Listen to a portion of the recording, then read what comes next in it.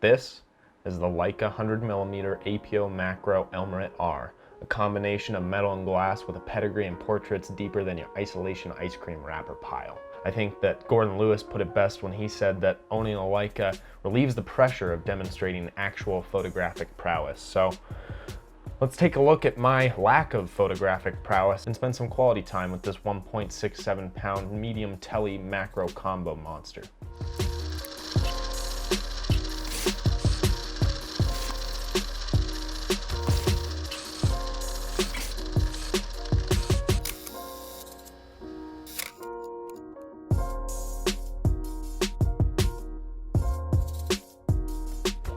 Just want to hold it in my hands. Makes me feel better. Makes me feel like I'm actually talking to someone about it. Well, here it is. The Leica 100mm APO Macro Elmarit-R in all of its glory. Originally produced in 1987, built like it's meant to be loaded into a missile launcher, and still selling secondhand on eBay for upwards of $1,500. This lens is comprised of 8 elements in 6 different groups, and both the aperture and focus on it are going to be manual. The aperture ring on it is really nice and heavy grooved metal, and the focus ring is also nice heavy metal with a good rubberized coating on the outside of it, so you can happily spend 5 to 10 minutes focusing your shot before finally giving up and shooting at infinity because you like landscapes. I've shot with a few different macro lenses, and this is the only macro lens I've ever shot with that does 2 whole rotations when you're rolling it in from infinity to its minimum focus distance. Pushing this lens into macro mode takes a while, yes, but the sweetest things in life take time, right?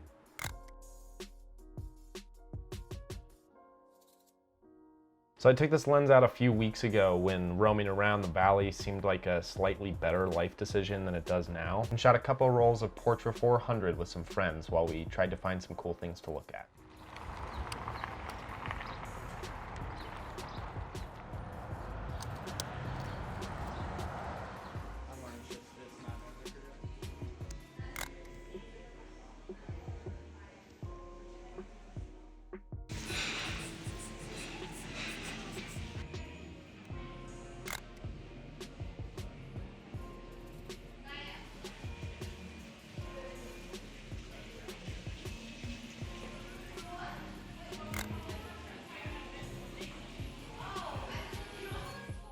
Unfortunately, there aren't too many flowers blooming yet in this lovely seasonal depression-inducing Utah weather, so I had to find some other things to try to test the macro functionality on this lens with, but I can say that regardless of what I was shooting macro in this lens makes me feel good.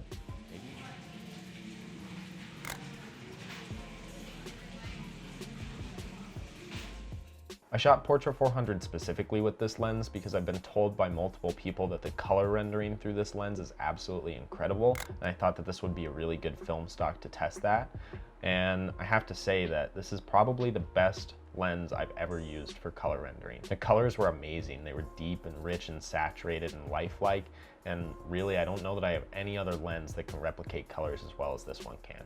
At its lowest aperture setting of f2.8, this lens creates some really nice separation between foreground and background. I can't seem to find any noticeable vignetting on this lens, even when I crank the aperture like the volume knob when I'm listening to Rusted Root in my Subaru on the way to Whole Foods.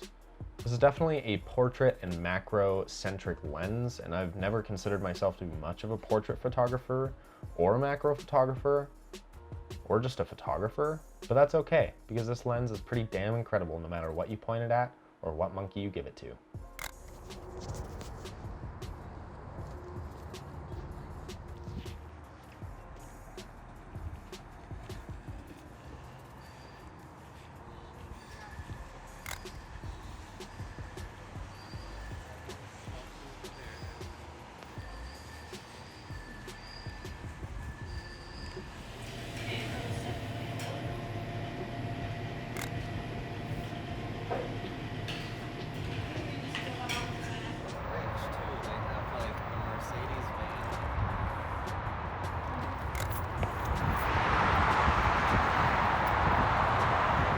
So overall, this mortgage payment in a metal tube does some pretty amazing things.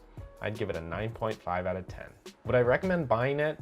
Well, if you're a portrait photographer with a lot of extra cash to spend on some different looks, then maybe.